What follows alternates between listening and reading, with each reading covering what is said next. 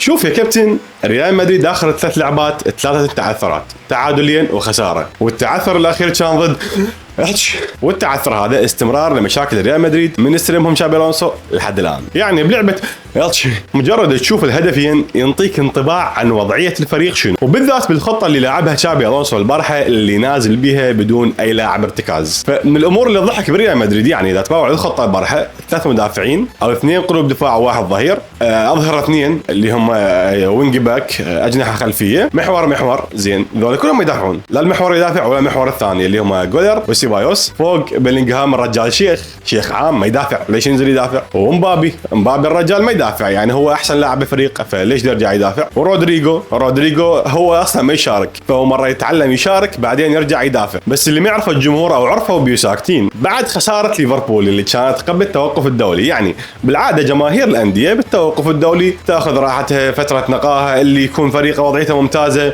يكون منتشي مرتاح، اللي يكون وضعيه فريقه يعني مو تمام يكون حذر، بس بالنهايه توقف دولي هو فتره هدوء لمشجعين الانديه. بس فريق ريال مدريد قالوا طالما احنا ريال مدريد احنا النادي الاميز بالعالم فمستحيل نفوت هذا التوقف الدولي بدون مشاكل. قبل التوقف الدولي وبعد خساره ليفربول والتعادل ويا رايو فايكانو طلع صحفي فرنسي اسمه رومان مولينا، هذا صحفي استقصائي اختصاص مشاكل، لعبت المشاكل، وقال بالوقت اللي تشوفون بريال مدريد هادئ وقاعد تمشي الامور بسلاسه فالوضعيه مشتده صايره طين. فهذا الصحفي يقول ما دام المشاكل طلعت من كل مكان، يعني من مجموعه لاعبين واحتمال من محيط المدرب نفسه، فمعناها هالمشاكل موجوده بس كان مسكوت عنها وطلعت ويا اول تعثرات. ويطرح رومان مولينا سؤال يقول هل فقد الونسو الثقه بالمجموعه او هل فقدت المجموعه الثقه بالونسو؟ يقول احنا ما وصلنا لمرحله فقدان الثقه، بس اكو عدم ثقه خاصه من اللاعبين الكبار اللي كانوا هم نجوم الفريق قبل لا يجي تشابي الونسو. يبلش رومان مولينا يطرح المشاكل ويقول انه التركه اللي استلمها تشابي الونسو كلش كبيره، فيقول انه تشابي الونسو وصل للتدريبات وشافها خري مري، الوضعيه فيطي وماكو اي تدريبات، كل واحد يسوي اللي يعجبه، كل واحد يسوي اللي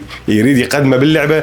غير هيك المكان عباره عن ملعب التدريبات عباره عن ونسه وعلاقات اصدقاء وسياحه، الوضعيه ناقصها سولاف ورزاق وكابتن حكيم وعلي عدنان ويسوون اعلان حب السفايف. فمثلا الموسم اللي فات ويا انشيلوتي بعد مباراه مايوركا مباشره اللاعبين ما رجعوا المدريد وانما طاروا طياراتهم الخاصه مباشره الى ابيزا للسياحه. فتشابي الونسو قال لهم انا جيت هسه وهاي السوالف كلها ممنوع تصير، لا تسافرون من اللعبات مباشره، زين ترجعون مدريد ووراها عندكم عطلتكم وانا اقرر شو تسوون وشو ما تسوون. فهنا انتفض شيوخ ريال مدريد وشالوا يا هي يا هي يا هي هلا بالدق، احنا تحدد لنا شنو نسوي شنو ما نسوي، انت منو؟ انا فينيسيوس واني بيلينغهام وانا رودريجو واحنا كذا وكذا، احنا الركائز الاساسيه، احنا ركائز، زين منو انت حتى توقفنا هاي وتمنعنا ناخذ راحتنا؟ تشابي الونسو متضايق مو بس من اللاعبين نفسهم، من محيط اللاعبين، يعني اهلهم، اصدقائهم، الداير مدايرهم، ذولا يغذون اللاعبين بالكراهيه تجاه المدرب ويقولوا له انه انت لازم تشارك وانت لازم تلعب وذاك اللاعب مو احسن منك حتى يشارك. عمامنا الاجلاء يقولون احنا ليش نسوي لنا محاضرات فيديو طويله؟ احنا شو اللي ما نعرف؟ لو يجي لقنا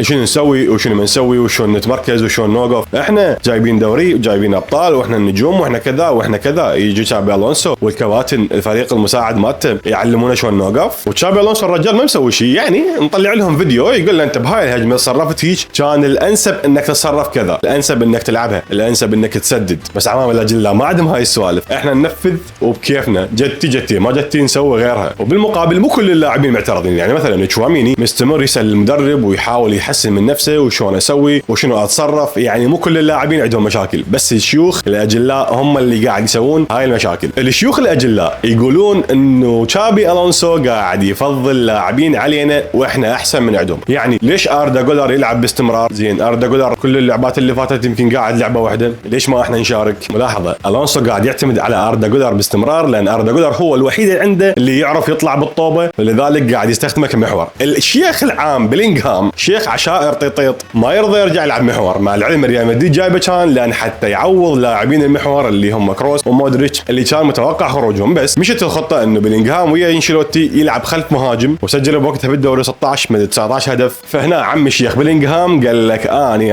بعد ما العب، اني مركزي خلف مهاجم، اني العب رقم 10. واكو لاعبين يقولون قاعد يفضل مبابي علينا، يعني ماكو مدرب عاقل ولا انسان عاقل ما يعترف بافضليه مبابي على اي لاعب بريال مدريد حاليا. فهاي كلها سخافات قاعد يطلعوها اللاعبين اهل المشاكل. وفوق هذا الضيم كله يجي محيط اللاعبين يوزون اللاعبين يقولوا لهم ان مبابي هو فتى باريز المدلل، وبالذات محيط فينيسيوس هم اكثر الاشخاص اثار المشاكل، يوزون براسه 24 ساعه وهو رجال ضعيف شخصيه، انت احسن، انت قوي، انت شبع، انت شجاع، انت زلمه، انت غيور، انت كلهن احسن من مبابي. انت شفت سويت لما سويت هاي المراوغه؟ الدنيا اشتعلت، الملعب احترق حرق، ويسوي له تصاميم ويسوي عليها تاج وينشرهن وهم ينشروهن، وصايره خربطه للنعال. ونرجع لشيوخنا الاجلاء مطششين كذبه انه تشابي الونسو يكره اللاعبين البرازيليين اللي هم فينيسيوس واندريك ورودريجو، بس من تجي للواقع عندك ميليتاو هو واحد من اهم الركائز فريق تشابي الونسو، رغم انه راجع من اصابتين خطيرات. فماكو مدرب يعتمد لاعب راجع من اصابه خطيره وهو برازيلي ويقولون عليه انه هو يكره اللاعبين البرازيليين. ميليتاو شنو مثلا بنغالي. اما بالنسبه لبوبي تشارلتون الظاهره اندريك زين، فخلصنا من اللاعبين اللي لهم وزن، هسه نجي على بوبي تشارلتون. وللامانه هو اندريك مو مشكله بقد ما هي نفسها مشكله.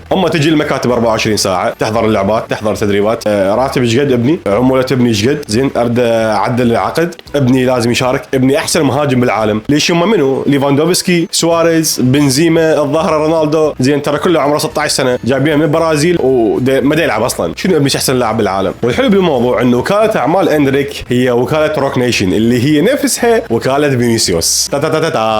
وهاي الوكاله مقربه من جوني كالافات اللي راح نرجع له ورا شويه. للامانه اندريك ممتاز بالتدريبات داخل صاله الحديد بالجيم يعني، بس من تجي للتدريبات على العشب وبالملعب ابد ما يقدم المستوى المطلوب من عنده، حتى ممكن يفكر مدرب يشارك اساسي. يعني يقول انا بكل الاحوال ما راح اشارك اساسي، فليش متعب نفسي وجاهد نفسي بالتدريبات؟ هي خربانه. ومن الاساس هو ريال مدريد بلغوه بالصيف اذا تريد تشارك فشوف لك فريق ثاني، بس تفكر بالفلوس، لذلك قررت بقيه بريال مدريد، لان مستحيل راح يطلع من ريال مدريد ويحصل الراتب اللي حصله بريال مدريد الا اذا كان اعاره. ممكن يتقاسم ريال مدريد يدفع مبلغ كبير والنادي الرايح له يدفع مبلغ معين. وخلصنا من اندريك ونروح على منو؟ ابو رودريجو. ما شاء الله فاتحين حضانه، ام فلان، بنت فلان، اخت فلان، ابو فلان. الكل يدري انه رودريجو يريد يلعب جناح ايسر، وهذا الشيء مستحيل بريال مدريد اللي هو الجناح الايسر. اكو مشكله بين فينيسيوس ومبابي على هذا المركز، فابوه بالانتقالات الصيفيه فر الدنيا كلها حتى يحصل نادي يلعب به رودريجو جناح ايسر، وكان متاح عنده توتنهام، متاح عنده السيتي، متاح عنده ليفربول. بس ابو رودريجو بسلامته يحس ابنه الظاهر رونالدو، كل نادي يطلب له يقول لهم انا اريد الفريق ينبني على ابني وعمولتي كذا وراتب ابني كذا وابني لازم يكون الاعلى راتب بالفريق. فهنا الانديه اللي تهتم بفرقها تقول له يا حبيبي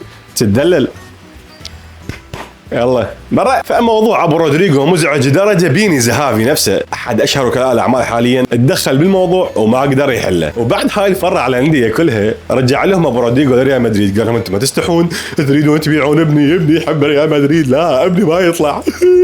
والكل يدري بريال مدريد انه ابو رودريجو كان يفتر على الانديه حتى يحصل الكوميشنات اللي تخصه وينقل ابنه للنادي اللي يريده. وقلنا بالوقت اللي يكو بيه لاعبين اصحاب مشاكل، عندك تشواميني دائما يحاول يطور من روحه، اردا جولر طلب من عند المدرب انه يحسن وضعيه لياقته وحسن من جسمه وزيد من الكتله العضليه مالته. فيعني مو كل اللاعبين ضد الونسو، وانما الشيوخ الاجلاء عوامنا هم اللي ضد الونسو حاليا. بس بالنهايه وزن ذول اللاعبين اكبر من تشواميني ومن اردا جولر ومن اي لاعب اخر بريال مدريد. والمشكله اللاعبين اللي مساندين تشابي الونسو وسلوكهم مثالي بالتدريبات هم كارفاخال وروديجير والابا اللي هم ثلاثتهم مصابين بالمستشفى. الوضعيه حاليا ما واصله طريق مسدود بين اللاعبين والمدرب. مثلا بلينغهام رغم انه راجع من عمليه شتفه تحسن مستواه وصار يسجل، بس المشكله الاكبر حاليا هي مشكله فينيسيوس وعقد فينيسيوس وتجديد فينيسيوس يريد راتب 30 مليون يورو، وريال مدريد رافضين هذا الشيء بناء على مستوى اخر سنه ونص. ونرجع هسه على اهم عنصر بالمشكله كلها اللي هو جوني كالافات الشخص اللي دائما يطلع ماخذ سيلفي ورايح البرازيل يخلص صفقه ان شاء الله ويا كلب، فصورته مو مثل ما هي موجوده بالاعلام، لان تقريبا تسليط الضوء على كالافات كلش قليل. يعني هو قلت لك عباره عن شخص يروح يخلص الصفقات ويرجع، ينطي عمولات ويرجع، طلع. فحسب رومان مولينا انه جوني كالافات شخص يحب السهر ويحب السوالف الليليه وقاضيها نوادي ليليه وقاضيها ملاهي، ومستفاد من فكره انه ريال مدريد ما عنده مدير رياضي، لذلك هو متكفل بموضوع التعاقدات. وهذا يقول لك انه لازم يجي هسه كالافات ويشرح لنا ليش دفع 60 مليون يورو بلاعب مثل اندريك. لذلك هو بصف اللاعبين البرازيليين او بصف اللاعبين اللي عندهم مشاكل ويا الونسو، لان اذا نجحوا هذول اللاعبين فهذا يعتبر نجاح له وراح يزيد من ثقله واحترامه بالنادي. بينما تشابي الونسو يحب يكون له ثقل بالفريق وهو يتحكم موضوع التعاقدات ومن اللي يجي ومن اللي يطلع. فالفرق بالاجواء والنفسيه حاليا بالنسبه لكالافات بين فتره تشابي الونسو وفتره انشيلوتي. تشابي الونسو ما يحب يجيبون لاعبين بكيفهم وهو يشاركهم، لا يحب هو يجيب اللاعبين وهو يطلع. بينما انشيلوتي كان مثل لعبه فوتبول مانجر، تجيب له لاعبين وتقول له جيب لي بيهم نتائج. والحرب اللي داخل بها حاليا تشابي الونسو ويا كالافات نفسها دخل بها كالافات ويا من ويا سولاري، وسولاري بالنهايه طلع. واخذ هذه خيار التعاقد ويا تشابي الونسو ما كان خيار بيريز بنفسه، وانما خوسيه انخيل سانشيز الايد اليمنى مال بيريز، لان خوسيه انخيل سانشيز راد يجيب مدرب يفرض السيطره على اللاعبين، لان شاف النادي صاير عباره عن دوكان، يعني ناقص بس تجيب السمكه مالتك وتملحها وتقعد تشوي. فالواجب حاليا انه يطلع بيريز ويفرض سيطرته على الموضوع كله. هذا الحكي شو كنت قلنا قبل لعبه التش، بس السيد بيريز طلع باجتماع الجمعيه العموميه وعاف كل مشاكل فريقه وقال لك شلون برشلونه ياخذون دوري اكثر من عندنا بفتره نيغريرا، زين واحنا جايبين القاب اكثر من الدوري، احنا لاعبين عندهم 5 القاب و6 القاب ابطال ولقبين دوري. هل يعقل هذا؟ اي يعقل، ليش ما يعقل يعني؟ فانت تخيل انه هاي المشاكل كلها كانت شوكت قبل تعادل ويا التشي، وصار الفارق بين برشلونه وريال مدريد نقطه واحده بس. فالله اعلم شنو المشاكل الجديده اللي راح تطلع بعد التعادل الاخير. وعلى ما يبدو انه بيريز تحول الى لابورتا ثاني وتعلم من خطاباته السخيفه، ووصلت الامور الفوضويه في ريال مدريد الى ان يدار النادي بطريقه شعبويه. وصراحه كمشجع برشلونه انا بالنسبه لي هذا الشيء فرحني انه اشوف بيريز يحكي بهاي الطريقه الشعبويه. بالختام اتمنىكم زياده المشاكل والصراعات ومزيدا من الخسائر. في امان الله.